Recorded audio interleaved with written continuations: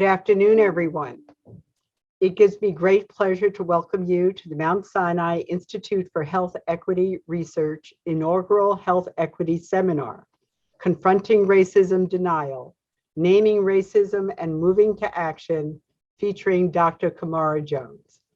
My name is Dr. Lynn Richardson. I'm the founding co-director of the Institute for Health Equity Research and professor of emergency medicine, of population health science and policy, and of artificial intelligence and human health here at the Icahn School of Medicine at Mount Sinai. The mission of the Institute for Health Equity Research is to examine the causes and magnitude of health and healthcare disparities affecting non-white, low-income, immigrant, uninsured, LGBTQ+, and other populations across all ages, abilities, and genders. Our institute is comprised of a diverse and passionate group of scholars, clinicians, patients, advocates, policymakers, and entrepreneurs, all committed to learning about and contributing to health equity research and advocacy.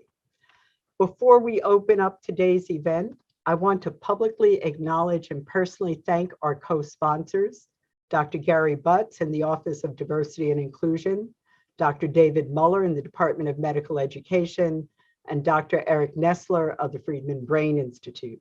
Thank you all for your support of this event.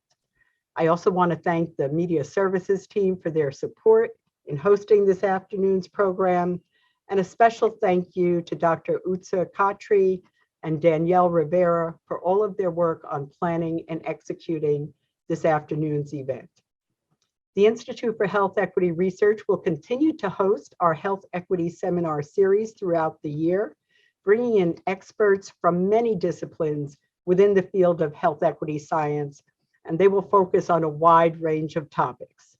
We encourage you all to stay connected with our Institute through our Twitter, website, and mailing lists, and to remain informed regarding upcoming seminar series events and other IHER programming. Just before we get started, I would like to take time to briefly announce the Exceptional Scholars Award Program. This is an IHER initiative that offers funding for early stage investigators at the Icahn School of Medicine at Mount Sinai, who are from groups that are underrepresented in science, specifically Black or African American, Hispanic or Latinx, American Indian or Alaskan Native. And these are young scientists who are establishing independent research programs. The Exceptional Scholars Award funding is intended to help these researchers from diverse identities maintain momentum or accelerate their success toward an established career as a federally funded investigator. The requests for applications are due on April 18th. So please visit our website for more information or take a moment to screenshot this slide so you can refer to it later. And now, without further ado, I would like to introduce Dr. Utsa Khatri, who is an assistant professor of emergency medicine at the Icahn School of Medicine at Mount Sinai and a faculty member at the Institute for Health Equity Research. She is a health services researcher whose work focuses on improving access, outcomes, and equity with regard to the health and healthcare of structurally marginalized populations, such as justice-involved individuals. And so please take it away, Dr. Khatri. Thank you, Dr. Richardson, and welcome everyone. Before I introduce our speaker, I would like to encourage all of you to engage with one another using the chat function. Feel free to introduce yourself by sharing your name, your institution and location, and your role. If you have a question for our distinguished speaker, Dr. Jones, please use the Q&A tab instead, and we will get to as many questions as we can after her presentation. Lastly, a reminder that this session is being recorded. The recording will be shared with all who registered and will also be posted on the IHER website. It is my great privilege to introduce our speaker today. Dr. Camara Phyllis Jones is a family physician, epidemiologist, and past president of the American Public Health Association, whose work focuses on naming, measuring, and addressing the impacts of racism on the health and well-being of our nation and the world. Dr. Jones is currently the 2021 to 2022 UCSF Presidential Chair at the University of California, San Francisco. She completed her role as the 2021 Presidential Visiting Fellow at the Yale School of Medicine and as the 2019 to 2020 Evelyn Green Davis Fellow at the Radcliffe Institute for Advanced Study at Harvard University. She taught 6 years as assistant professor at the Harvard School of Public Health, served 14 years as a medical officer at the Centers of Disease Control and Prevention, and continues as an adjunct professor at the Rollins School of Public Health at Emory University, and is a senior fellow and adjunct associate professor at the Morehouse School of Medicine. Dr. Jones's allegories on race and racism illuminate topics that are otherwise difficult for many Americans to understand or discuss. Recognizing that racism saps the strength of the whole society through the waste of human resources, she aims to mobilize and engage all Americans in a sustained national campaign against racism. Dr. Jones, thank you so much for sharing your wisdom, experience, and energy with us today. The virtual floor is yours. Thank you, Dr. Khatri, and the whole Institute for Health Equity Research for this invitation to launch your Health Equity Seminar Series. And so let's just get right into it, because I want to share with you, my topic is really confronting racism denial, which I've come to recognize as a huge kind of black hole in our national landscape. More on that later. But as we have moved in medicine and in public health from talking about race to racism, to moving to action to anti-racism, confronting racism denial is a barrier that we may not have fully anticipated, and we need to prepare ourselves for. So my remarks today are confronting racism denial, naming racism, and moving to action. There are 4 key messages when we are even talking about racism. The first is that racism exists. The second is that racism is a system. The third is that racism saps the strength of the whole society. And the fourth is that, yes, we can act to dismantle racism. Today, I'm going to share my allegory, Dual Reality, a restaurant saga, to help us understand that racism exists, and not just understand for us. Probably many people who are in this Zoom environment understand that racism exists, but this is a communication tool for you to talk to your neighbors or your colleagues or your family members or the people at your church or the people or mosque or synagogue, the people in your environment, because racism denial is so staunchly held by so many in this nation, right? The second allegory that I'll share is actually my most recent one, cement dust in our lungs, to help us understand that racism is a system. And although I won't fully share my gardener's tale allegory, it was sent out ahead of time to all of those who registered, and it's been around for more than 20 years. It was published 22 years ago. So many of you may be familiar with the gardener's tale. So I'm just going to hit it a little bit because I want to share some stuff. And then I'm not going to share a specific allegory, and we can act to dismantle racism, although I have a few, but our time is limited. But all of these other stories help make that point. In fact, what I really want to do with you all today is share not just the allegories that maybe you could hear elsewhere, but the edges of my thinking, my newest stuff, the things that aren't fully developed yet. And so I want to share the dual reality allegory as the bridge to all of the edges of my thinking around naming racism. So confronting racism denial, the roots in our societal culture and value of racism denial, and the whole issue of competing values, those who value comfort versus those who value social justice.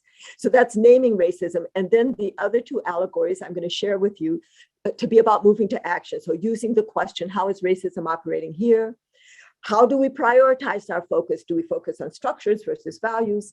To acknowledge anti-racism as a process and to further characterize that process. And then to finally get to what can we do today, and to leave with you what I call my 4 BCs, my habits of mind for social justice warriors. So that is our roadmap. Let's get started. This first story, Dual Reality, a restaurant saga, is actually based on my experience when I was a first-year medical student out at Stanford.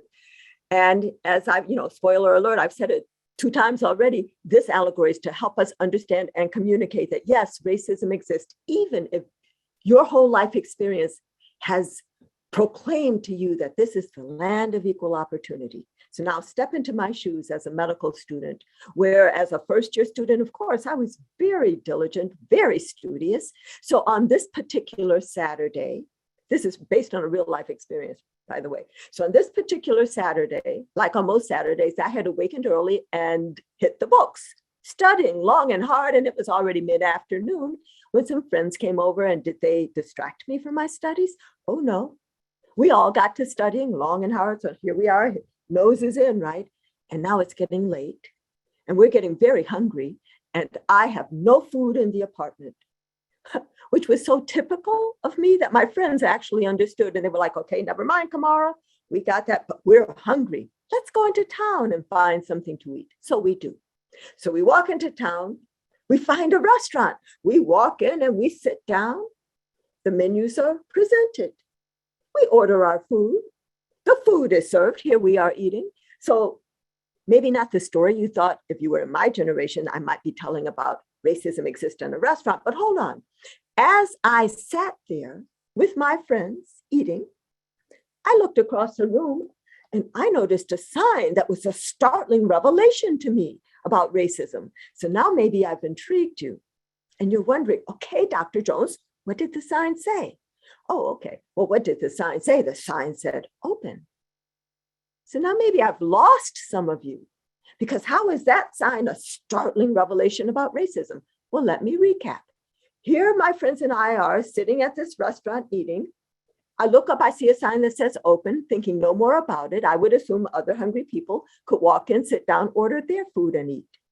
But because I knew something about the two-sided nature of both signs, I recognized that now indeed the restaurant was closed due to the hour, but firmly closed, and that other hungry people just a few feet away from me, but on the other side of that sign, would not be able to come in, sit down, order their food and eat. And that's when I recognized that racism structures open, closed signs in our society. That racism structures, if you will, a dual reality. And for those who are sitting inside the restaurant at the table of opportunity eating, and they look up and they see a sign that says open, they don't even recognize that there's a two-sided sign going on, because it is difficult for any of us to recognize a system of inequity that privileges us. So, for example, it is difficult for men to recognize male privilege and sexism. It is difficult for white Americans to recognize white privilege and racism. In fact, it's difficult for all Americans to recognize our American privilege in the global context, even though we are living it so large right now with how much of the global supply of COVID-19 vaccine we have sequestered in this country, where now people ages 50 and over are encouraged to get their 4th shot. Whereas in many parts of the world, large proportions of the population haven't even gotten their 1st shot. Now, those on the outside are very well aware that there's a two-sided sign going on, because it proclaims closed to them, but they can look through the window and see people inside eating. So back inside the restaurant, to those who ask, is there really a two-sided sign? Does racism really exist? I say, I know it's hard for you to know when you only see open. In fact, that's part of your privilege, not to have to know. But once you do know, you can choose to act. So it's not a scary thing to name racism. It's actually an empowering thing to name racism. It doesn't even compel you to act, but it does equip you to act, so that if you care about those on the other side of the sign, which is an if, but if you do, why, you could even talk to the restaurant owner, who is, after all, inside with you. And you could say, restaurant owner, there are hungry people outside. Why don't you open the door and let them come in? You'll make more money. And oh, the conversations we could have. Or maybe what you'll do is pass some food through the window. Or maybe you'll try to tear down that sign or break through the door. But at least what you won't be doing is sitting back saying, Wonder why those people don't just come on in and sit down and eat. Because you'll understand something about the two-sided nature of that sign that proclaims open to you. So when I have 5 minutes or so to share with a group of people that yes, racism exists, it's structuring a two-sided or multi-sided sign, is creating a dual or multifaceted reality. This is the image that I share so that even those whose whole life is proclaimed open can understand the duality of their experience because they've seen this sign with their own real eyes. And actually, I twice started a 3-hour conversation with the following question immediately after sharing this story. The question, how could people who were born inside the restaurant know something about the two-sided nature of the sign? And each time it was a 3-hour conversation because there are many, many ways to know. So I encourage you to have that conversation after I get through all of my slides. But I will say this, I am encouraged that more people who were born inside the restaurant and just 2 years ago might have been inside eating and saying, wonder what are those people outside saying? Black lives matter. Don't they know all lives matter? More of those people are now actually proclaiming, yes, Black lives matter. More people who were born inside the restaurant are now saying the word racism, putting together the phrases structural racism, systemic racism. But here's my warning. Yes, it is important for us to say a thing, to name racism. You have to name a problem in order to get started on the solution. But if that is all you do, so put some kind of statement on your institutional website or something on your Facebook or your Instagram or tweet something out. If that's all you do, name racism, 6 months from today, you may forget why you said that thing because racism denial is so staunchly held by so many in this society, and it's so seductive that 6 months from now, you may fall back into what I describe as the sleepiness, the somnolence of racism denial. So we have to go beyond naming racism to action. We need to start tearing down the sign. And of course, racism is not just a sign, it's the door, it's the lock. There's a whole system going on. We need to dismantle the lock, take the door off the hinges, because once we start acting, we will not forget why we are acting. So now I know I owe you a definition of racism. When I say the word racism, I am clear that I'm talking about a system.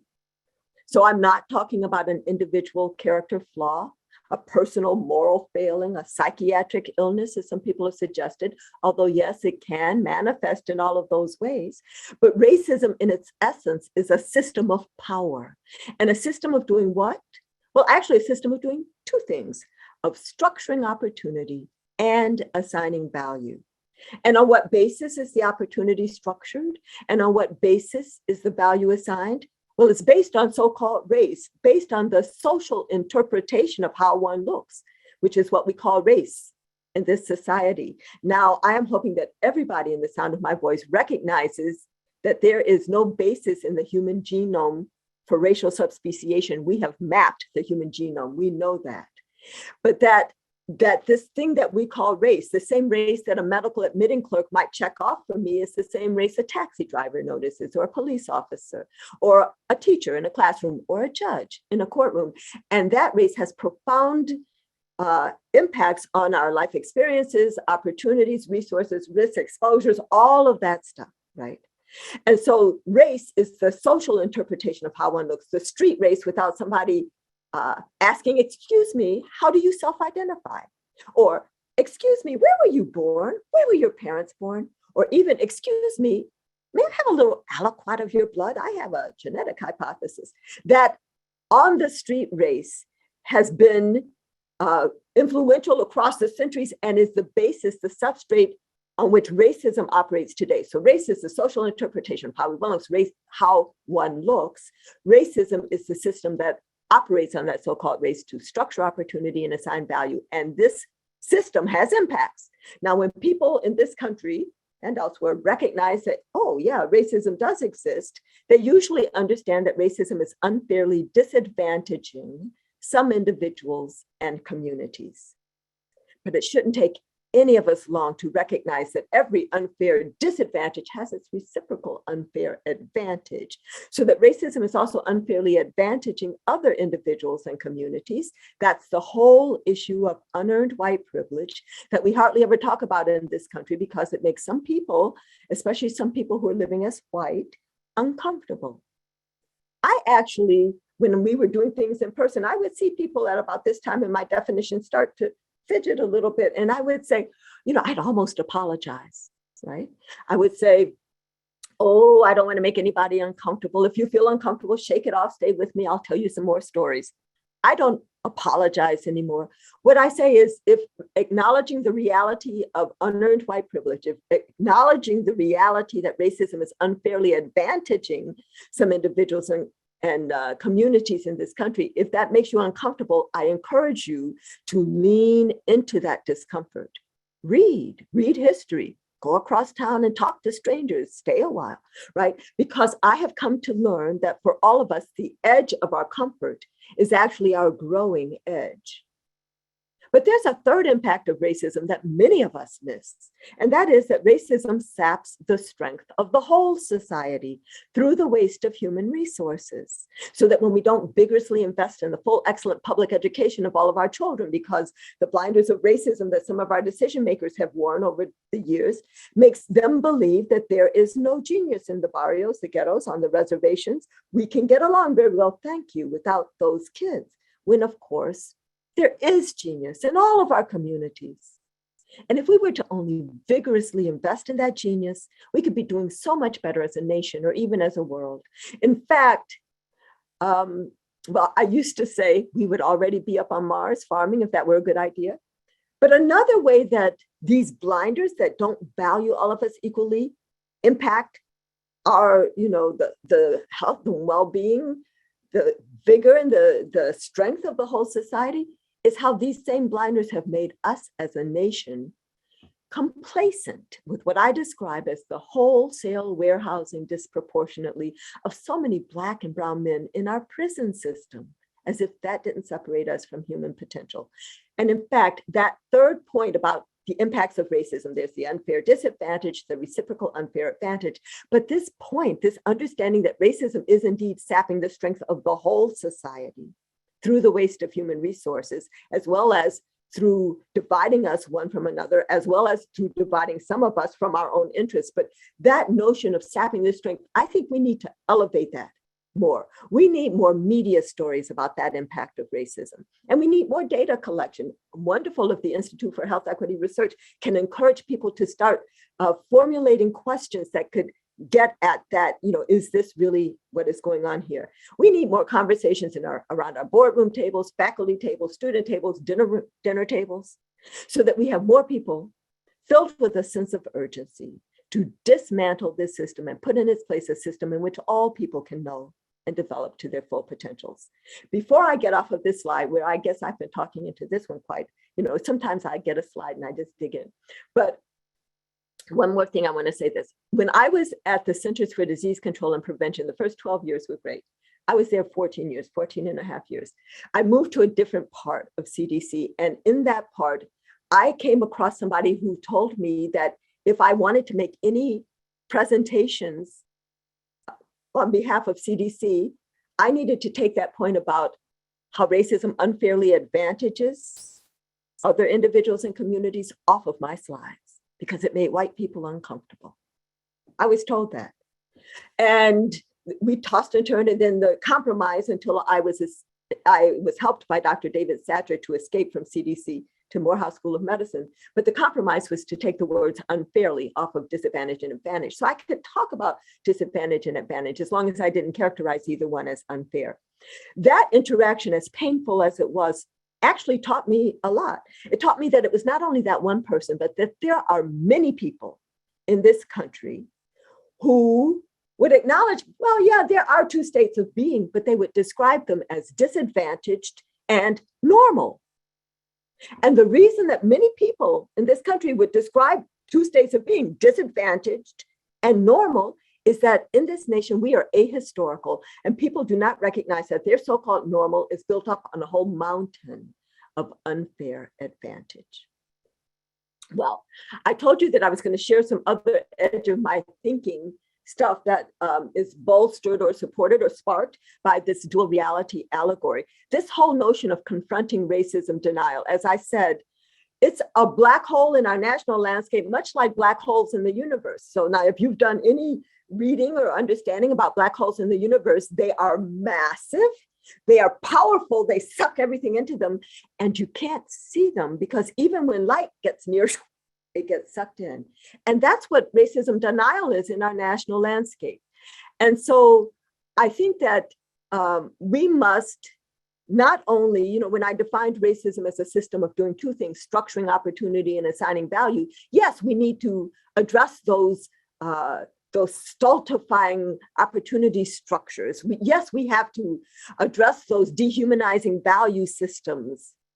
But even if we did all of that, what about all of the people who are passively resisting, or maybe actively resisting with their racism denial, saying, well, oh, I didn't mean anything by that, interpreting that if they didn't mean anything, if they couldn't have done anything racist because they would have had to have meant to be racist, when of course intent and impact are two completely different things, and you don't have to have intended to do something racist to have had a racist impact. Or people who say, well, what's the whole problem here? Or all of these efforts across the country in state house after state house to keep us from knowing our full histories, as if talking about our full histories and the fact that racism is foundational in our nation's history and continues to exist and have profoundly negative impacts on the health and well-being of our nation, that talking about this because it makes some people uncomfortable cannot be allowed. They are denying that racism ever existed, continues to exist, has partners, or whatever it is. Or what they are really doing is they're valuing their comfort over truth. So we could have a long conversation about that. There are 4 societal or cultural, in our Western cultural landscape in the United States, 4 roots of racism denial. These 4 are actually a subset of what I used to describe as 7 cultural or societal barriers to achieving health equity. So I'm going to pull out the 4 roots of racism denial, and then I'll tell you what the other 3 are that are also barriers to achieving health equity. The roots of racism denial include, first of all, our narrow focus on the individual in this country, which makes systems and structures either invisible or seemingly irrelevant. It also makes our sense of self-interest very narrowly defined, right? So that if I'm not even interested in my, if I don't consider my cousins or aunts and uncles as part of self, I certainly won't consider those across town as part of self. It limits our sense of interdependence there, but for the grace of God go I. We are all in this together. I am my brother's and my sister's keeper. And limits our sense of collective efficacy which limits our sense of power. If I'm just thinking, well, what can I do about a big system like this? Or even if I recognize it's a system or not, but what can I do? That's the wrong question. What we need to be asking is, what can we do? Because collective action is power. But the main reason that the narrow focus on the individual is a root of racism denial is because it makes systems and structures invisible or seemingly irrelevant. Racism is a system schmistum. Just get on, rugged individualism. The second of these 4 roots of racism denial is our ahistorical stance. The fact that we act and even sometimes proclaim that the present is disconnected from the past and that the current distribution of advantage and disadvantage is just a happenstance. That is all of the current anti-critical race theory efforts that are going on right now. Those people don't even know what critical race theory is. It's a legal theory, so anyway. But all of those efforts to suppress our full histories. The third of these roots of racism denial is a kind of agreeing with the myth of meritocracy, endorsement of that story that goes something like this: if you work hard, you will make it. Now, I give you that most people who have made it have worked hard. I said most, not even everybody who's made it has worked hard. We've had some prime examples of that in our national landscape recently. But yes, most people who have made it have worked hard, but there are many, many other people working just as hard or harder who will never make it because of an uneven playing field, which has been structured and is being perpetuated by racism, sexism, heterosexism, economic systems like capitalism, all of these systems of structured inequity that have parallel structures to racism, although racism is the one that's foundational. Racism and capitalism, I say, are foundational in our nation's history. Look forward to questions about all of that. But when we deny the existence or pertinence of these systems of structured inequity, when we deny racism, we blame those who haven't made it for being lazy or stupid. And there are many ways to deny racism. I already told you, a lot of people are just out there saying, racism doesn't exist. But we could also be denying racism, even us, if we're working on diversity, equity, inclusion, belonging, health equity, disproportionalities, disparities, cultural competence, cultural humility, structural competence, race, all of those things. If we're working on all of those things and never say the word racism in our national context of widespread and deeply held racism denial, then we're complicit with that denial. And the fourth root of racism denial is actually the first. This is the values piece. When I say racism is a system of structuring opportunity and assigning value, white supremacist ideology, which I don't say as a lightning rod term, but I say basically as the description of a false idea. The false idea is that there is a hierarchy in human valuation. There is no such, by race, right? There's no such hierarchy in human valuation by race. But the falser idea is not only that there is a hierarchy, but that would put white people at the top as the ideal or the norm. But that idea gives many people who are living as white a sense of entitlement. It results in the devaluation and dehumanization of people of color and fear at the browning of America that underlies a lot of our political divide today. Very quickly, the other three barriers to achieving health equity are our endorsement of the myth of a zero-sum game. If you gain, I lose. Let me check my time so I can see what we're doing here. Okay, so the myth of a zero-sum game. If you gain, I lose. It puts us in competition with one another as opposed to cooperation. It masks the cost of inequity that racism and these other systems of structured inequity actually sap the strength of the whole society, and it hinders efforts to grow the pie. It's like I'm sitting at a potluck dinner. I see you coming in. I want you nowhere near this table because I think you're going to come and eat up all the food. I can't even see that you're bringing with you all kinds of cakes and pies and roasts and salads and fruits because I can't even see that value in you. The six of the seven barriers to achieving health equity, the four roots of racism denial, is our limited future orientation in this nation. Now, the parts of the future that each of us can touch today that will hopefully survive us are the children and the planet. In this country, we have a disregard for the children and a usurious relationship with the planet. With regard to the children, we are not like many American Indian nations who have a 7 generations approach in their decision-making, a 100-year plan when they're doing policy, developing policy, nor are we like the Maasai people of East Africa, whom I'm told when they greet one another, don't say, hey, how you doing? Instead, they ask a question, how are the children? Hoping to hear back the answer, all the children are well. We don't even ask how are the children in this country. And if we did, we would not get the answer, all the children are well. And finally, the last of these 7 barriers to achieving health equity is our endorsement of the myth of American exceptionalism. American, we mean US exceptionalism, but we say American, forget Canada, Mexico, all of Central and South America. But anyway, this myth of US exceptionalism that we are so different, so special, so unique, so ordained by God that we deserve all of this COVID-19 vaccine that we have here, and that there is nothing that we can learn from other countries is a huge barrier to our achieving health equity in this nation.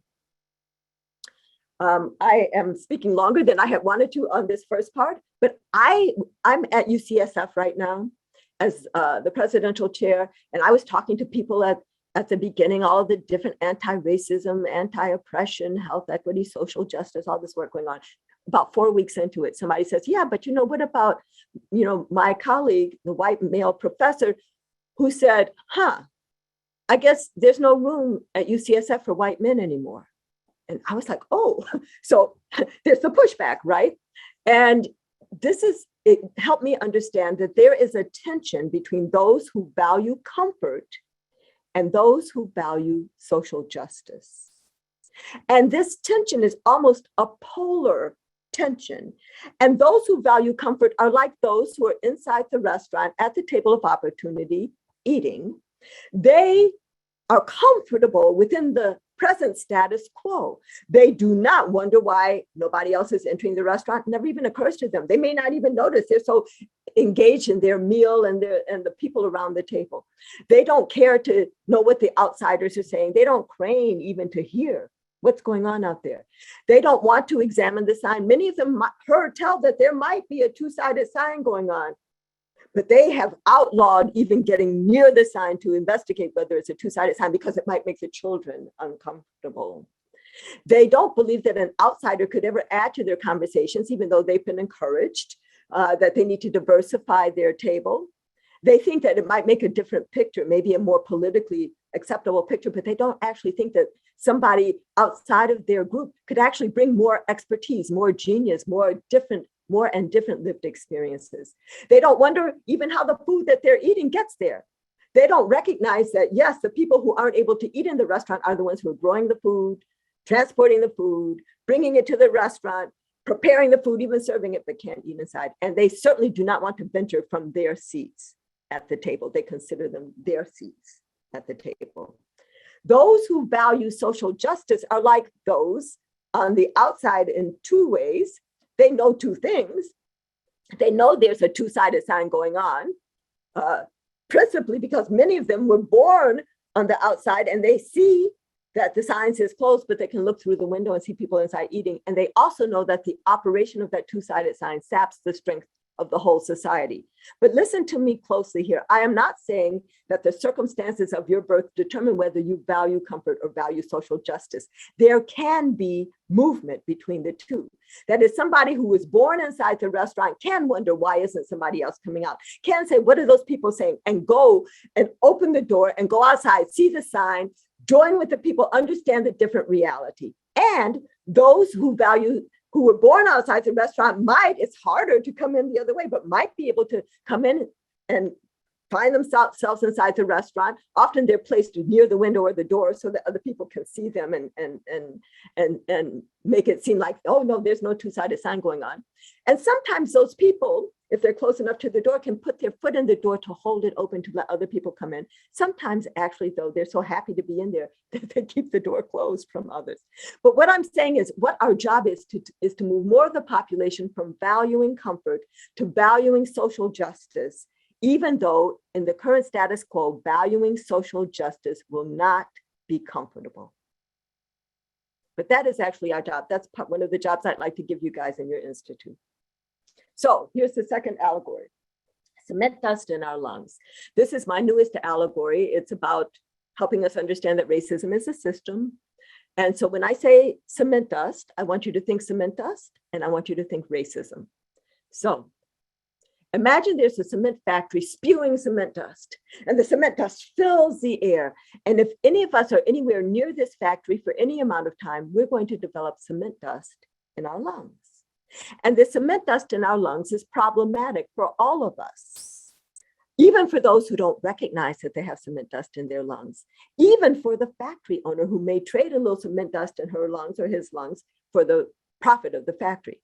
Now, the cement dust in our lungs can affect different ones of us differently. So the cement dust in my lungs might make me feel that I'm less than. Maybe I shouldn't try to graduate from high school or apply to that college. It might be the internalized oppression manifestation. Whereas the cement dust in somebody else's lungs might make him feel that he can, with equanimity, crush the life out of another human being with his knee for 9 minutes and 29 seconds. But however it's affecting us, it's problematic for all of us. So what do we do? Do we focus on the individual, right? Because after all of us have cement dust in our lungs. Well, how might that look? I'm going to share with you two different strategies. The first one in particular, I'm going to tell you why I'm not a big fan. But what if we had some kind of machine that was a screening machine and it screened you for how much cement dust you have in your lungs? And then if you have too much dust, an alarm goes off. Well, this could be useful for those people who don't think they have any cement dust in their lungs, to at least let them know there is an issue going on here. But what is too much dust? And what are we going to do with the people who have too much dust? Are we going to put them on the edge of society, vote them off the island?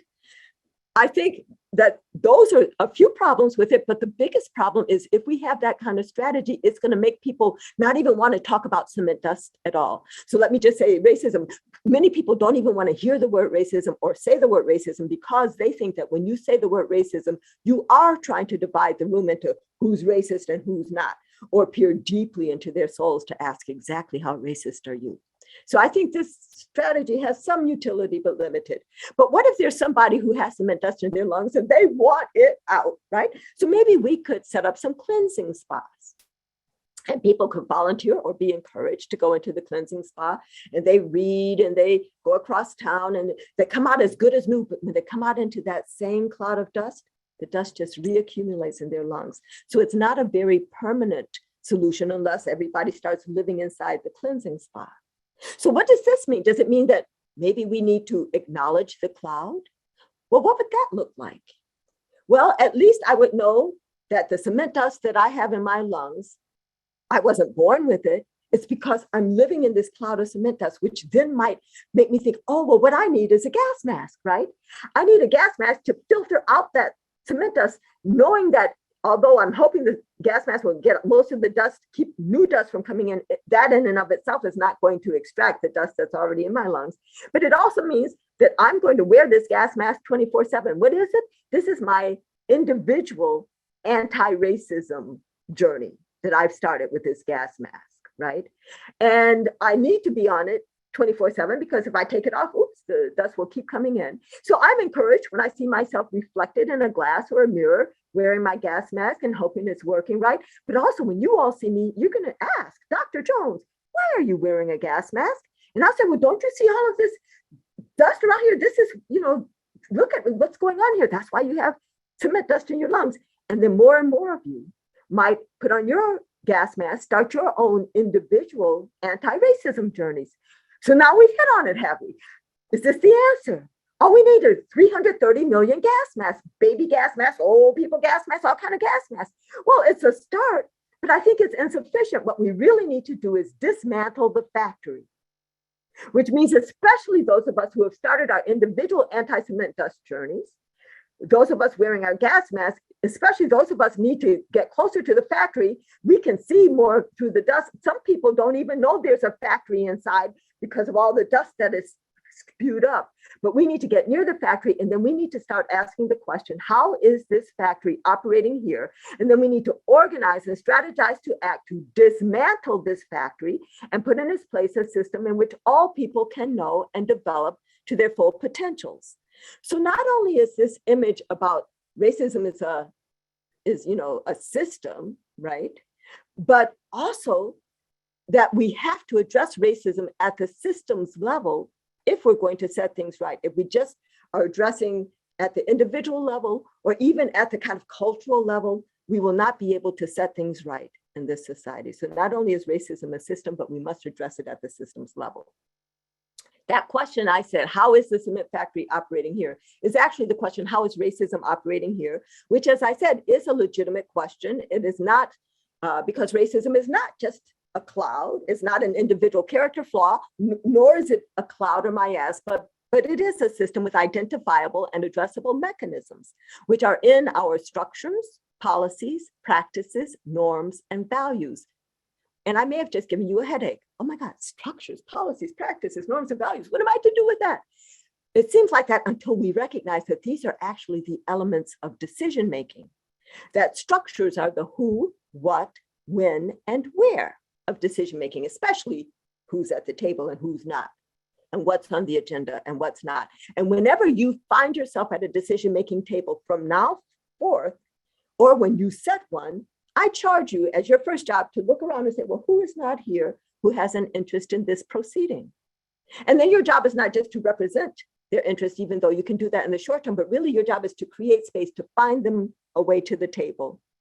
And If structures are the who, what, when, and where of decision-making, policies are the written how of decision-making, practices and norms are both the unwritten how of decision-making. Practice is the way we do things today, just watch me, right? And norms, the way we've always done things in the past and the way we expect you to do things in the future. Values are the why.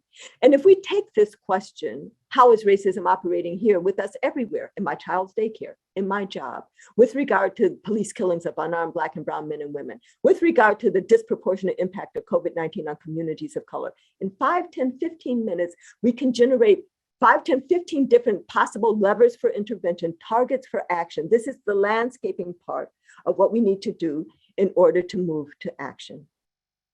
Believe me, this works. I use this anytime I'm talking to a different audience about a different topic. I help them understand what the possible mechanisms, early mechanisms for action are. Now, I told you that I'm not going to have time. So I'm not going to have time to review the Gartner's tale, just to say that this is my foundational allegory, the first one that became widely known. It helps me describe 3 levels of racism: structural or institutionalized, personally mediated or interpersonal. I say personally mediated because racism is a system. So this is a system mediated through people, and internalized. I do want to say that when I ask people this question about this gardener who has 2 flower boxes, one which she knows to have rich, fertile soil, one which she knows to have poor, rocky soil. She has seed for the same kind of flowers, except some produces pink blossoms, some produces red blossoms, and the gardener prefers red over pink. And so then she puts the red seed in the rich, fertile soil, pink in the poor, rocky, and the story takes off from there. That when I ask the question, who is the gardener? The gardener is the one that I gave the power to decide, the power to act, the control of resources, which are actually the elements of self-determination. And in our setting, in the US setting, it clearly includes the government, but can go beyond government, right, to media, foundations, corporations, health systems, communities to the extent they have self-determination. But it's especially dangerous when the gardener is allied with one group. That's why I paint her red. That's why she prefers red over pink. And it's dangerous when she's not concerned with equity, when she can look at her flower boxes and think that her garden is beautiful, thank you, because she doesn't even count the pink flowers as part of her garden. But when I get to the end of my story, this is how I usually end the story, I ask 2 questions. Here's one. What if that's not the original gardener that we're looking at there? What if that's the gardener's great-great-great-great-grandchild, who's always seen the flowers looking like that, the sparse, short pink flowers and the vibrant red flowers, and doesn't even think there's a problem to be addressed. And so then I say there are 3 steps we need to take there. First of all, we must make the differences in the height and vigor of the pink and red flowers a problem requiring urgent solution, put it on our urgent action agenda. The second is that so what are we going to do now? We must make the flower boxes transparent, talk about the differences in the quality of the soil. And the third thing is, as we make the flower boxes transparent, we must make it clear that to everybody that the pink seed did not just go launch themselves into the poor rocky soil. So we must talk about history, and we must talk about how the gardener's initial preference for red over pink set up the whole situation. Because if we do not, and that history and how the gardener's initial preference for red over pink set up the whole situation, that's what some people call cultural racism, or in our setting, white supremacist ideology. If we do not directly address that, even if we're able to compel that red gardener today to enrich the poor rocky soil today until it is as rich as the rich fertile soil today, if she continues to prefer red over pink, she will continue to privilege red over pink going forward. So when I said that racism is a system of doing 2 things, of structuring opportunity and assigning value, we must address both of those if we're going to set things right in the garden. For many years, my gardener's tale was just about the opportunity structures until I had this insight. So now the question is, which do we tackle first? Do we tackle opportunity structures, or do we tackle value assignment? And just to give you a few examples, and then I'm going to ask you in a polling question, if we were thinking about how structuring opportunity looks in 2 of my allegories, well, in the dual reality, the existence of a 2-sided sign and a door and a lock is about structuring opportunity.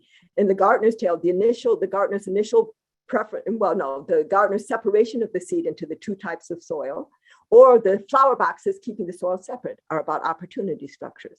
With regard to value assignments, the indifference of those inside the restaurant to the absence of, they don't even care, don't even wonder, why aren't other people coming in, or the gardener's initial preference for red over pink that set up the whole situation, or even inaction, lack of action in the face of need when the flowers start looking different in the different soil. So here is my poll question for you. Racism is a system of doing two things: structuring opportunity and assigning value based on so-called race. If you had to choose, which would you address first? Now, I know this feels like an artificial thing, but if you had to choose, which would you address first? Opportunity structures or value assignment? So we're just going to spend a few minutes, well, 1 minute, and please answer this question.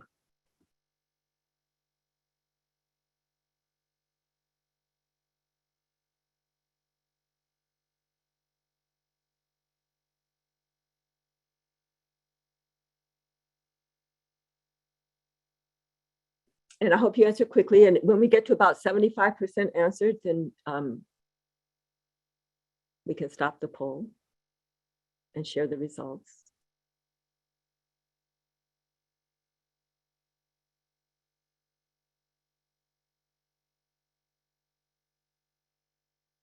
Wow, 4951. It is very, very often like that. It is very, very often like that, right? And it's because they're both important. I learned from somebody when I asked this question that maybe we don't have to choose. Maybe we can, when we're in positions where we can address opportunity structures, do that. And so maybe at work or on a board, and then when we're at home with our family members or with our neighbors, and we can address value assignments. So maybe each individual can do both. My answer is not the right answer. As you can see, half of us say one is the right answer, half of us say the other is the right answer. But my answer is actually to address opportunity structures first, because the cramped opportunity structures are really what is also sapping the strength of the whole society. It's not just keeping me and my children and my community from expressing our full genius, at the individual level, but it's also making that genius lost to the whole. But I cannot sleep on the fact that, having people who devalue and dehumanize me may be at direct odds with addressing opportunity structures. So here's my answer: 90% on opportunity structures, because really we need to invest in all of us and all of our genius. We need to change the quality of the soil. But what I would do with the rest of the 10% of my effort is interrupt the intergenerational transmission of racism denial. So I might have to let the old people age out, but I'm not going to let them poison the well. And so I think, especially with my allegories, I aim to turn each of them into a separate children's book. That's going to be my part. But I think we all need to be interrupting the intergenerational transmission of racism denial. I'm going to just quickly race through, even though I see we only have 6 minutes left. If you guys can just let me finish. Lynn, give me a face. Okay. So anti-racism, that thing that we all want to do, is a process. These are the 3 tasks that I launched when I launched the American Public Health Association in 2016 on a national campaign against racism. Had 3 tasks.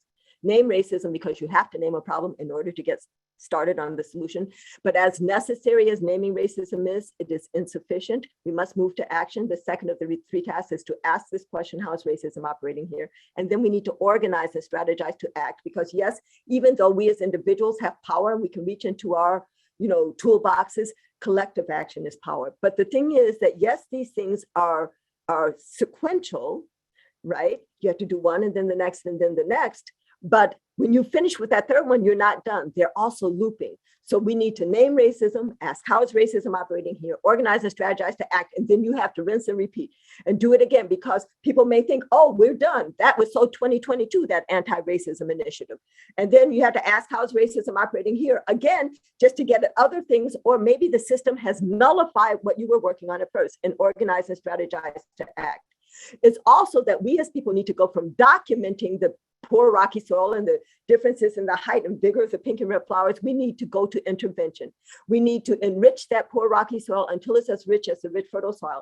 And when that pink seed that had grown up in the poor rocky soil gets some rich soil, it may go up another quarter inch, but it's not until the seed from that flower falls into the rich, fertile soil that in that next generation, you're going to see the fullness of that intervention. So we need to intervene on opportunity structures, measure differences in opportunity structures, and patiently wait for a generation to see the fullness of the outcome. So we need to be passing our batons back, but I have barrels of batons.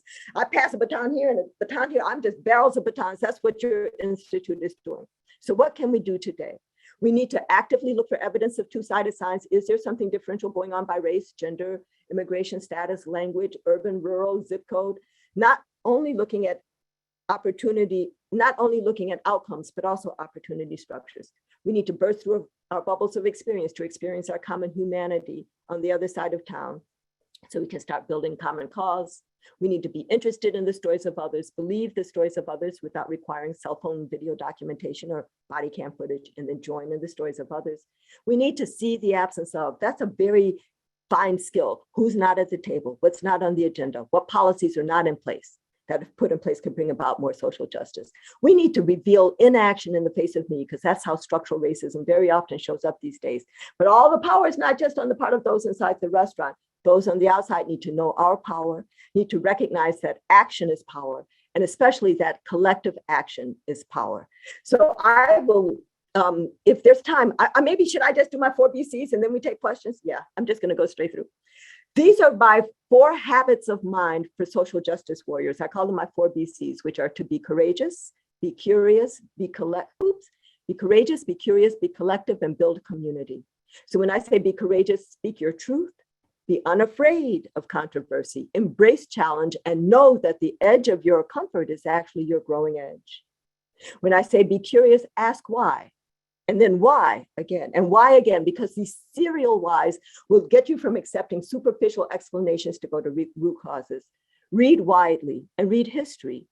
Learn more than one language. Travel as much as you can across now a town and around the world. When I say be collective, care about the whole. So share your ideas, your time, your energy, your money, your stuff with others, and organize, because collective action is power. Collective action inspires us, it informs us, it propels us, it protects us.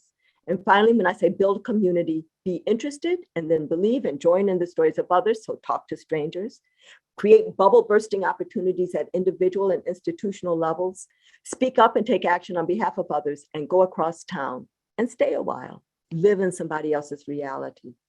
So that's it. I'm sorry I talked so long, but anyway, I'm happy to stay, for more questions if you guys are happy to stay. Thank you so much, Dr. Jones. That was fantastic. And I'm certain that it's going to spark so many conversations, projects, and initiatives at our institution. So thank you. I'll be co-moderating this Q&A with Danielle Rivera, who is the Senior Project Coordinator for IHER and Office of Gender Equity in Science and Medicine. Today's event would not have been possible without her, so thank you, Danielle. The first question, Dr. Jones, is from Maria, who asks, is DEI an update to affirmative action? I'm worried that in the near future, DEI will vanish just like affirmative action.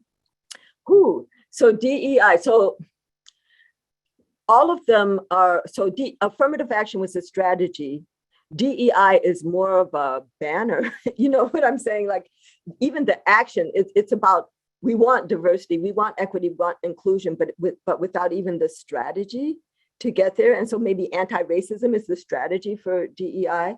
I think that affirmative action vanished, if you will, because people were in racism denial. And they said, why are those people going to get my child's seat in medical school, right?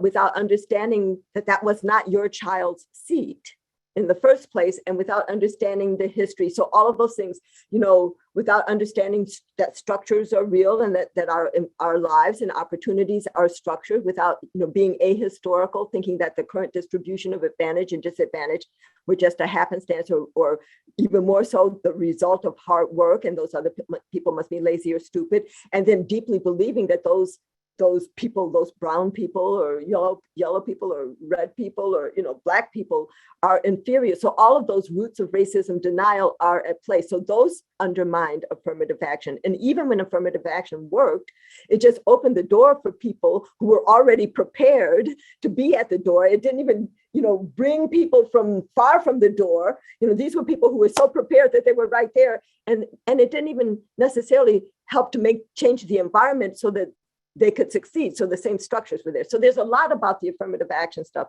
Those strategies still work, but my strategies would include deeper things like reparations to, especially to descendants of Africans enslaved in the US. Some people are saying for all, Black people, but also to Indigenous people and Indigenous communities and full treaty rights and all of that. So that's number one, reparations.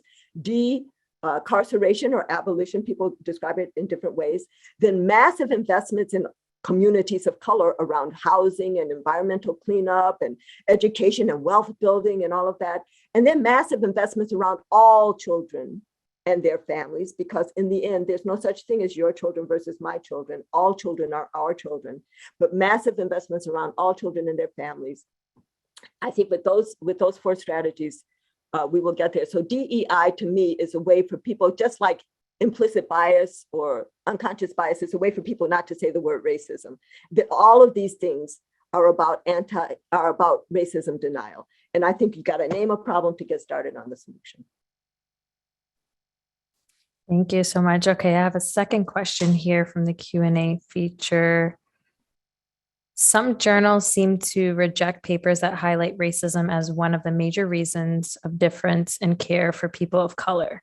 How do we respond to this and change this process for the coming future? How do we go about confronting them on their actions of denying racism? Right. Well, one way is to become parts of the editorial boards, which is a very slow way, but that's happening. That's happening and getting just more and more people. Once you get more and more people into position, then we have to be acting collectively. It's not like one person is in a place and then they recognize, oh, I can bring this agenda. That's where collective action really, really matters. But if it's your paper, I would push back, so I experienced that. I started out at the Harvard School of Public Health as an assistant professor. I was writing grant proposals about racism and getting calls. People weren't supposed to be calling me, but Dr. Jones, can you just change the title of your grant proposal to discrimination? I was like, no, I'm talking about racism, right? And so I stayed at Harvard School of Public Health for 6 years. I had one funded grant, and then I moved on to CDC. I mean, it really has impacts. But as long as we keep going, so you need to push back and try to coordinate with others, but also don't change your agenda. I have said this several times. If it's really hard where you are, first of all, you have to persist to move an agenda. But then if it's going to make you feel like you have to hurt yourself or your health is suffering or something, instead of becoming a zombie person in that location and just getting along to make it or whatever, change locations. The world is large and we need your genius everywhere. So what I have done is carried in an agenda for so long that now CDC sent me out because I couldn't talk about how racism unfairly advantaged people. And now CDC has declared racism a public health crisis, which came indirectly out of me as APHA president, launching a national campaign against racism in 2016.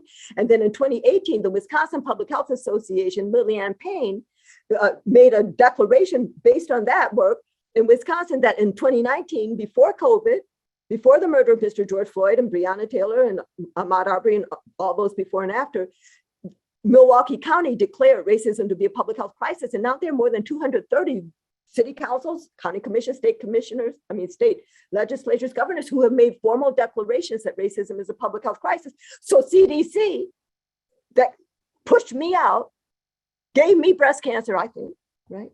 Now it's back and now they want me to come and help them with things, you see. So all we have to do is we need to stand in our truth and then, and pass batons.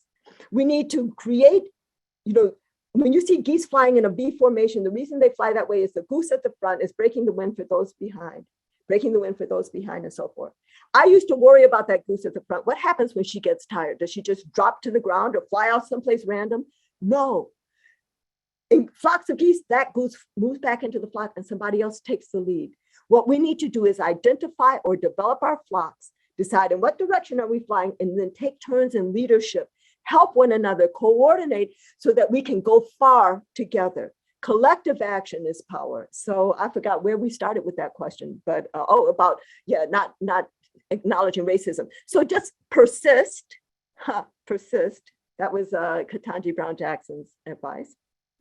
And find your flock. Thank you. I think we have time for one more question, and I'm going to pick this one, which I think offers really practical advice. How can we best respond in the moment to the white man who says, I guess there's no room for white men anymore? So, right, the one who values comfort. We have to let them know that this is not, that this struggle is their struggle too.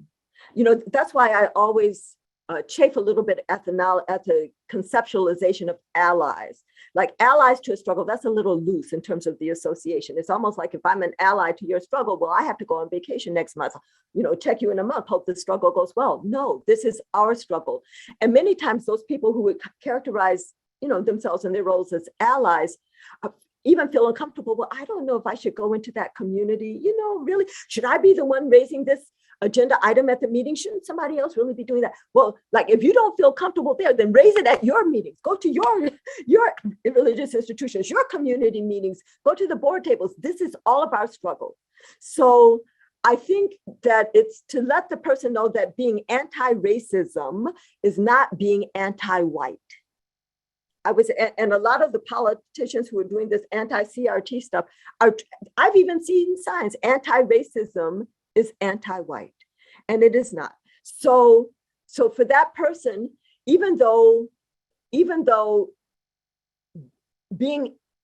valuing social justice in the current status quo is going to be uncomfortable, but it's going to change the status quo so that it's better for all of us. So in that temporary thing, you just have to ask people to be courageous, be curious, be collective, and build community. Those are this is what we invite people into.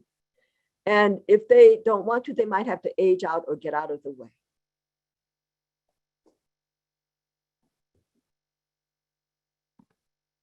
Thank you so much, Dr. Jones. I wish we had more time with you.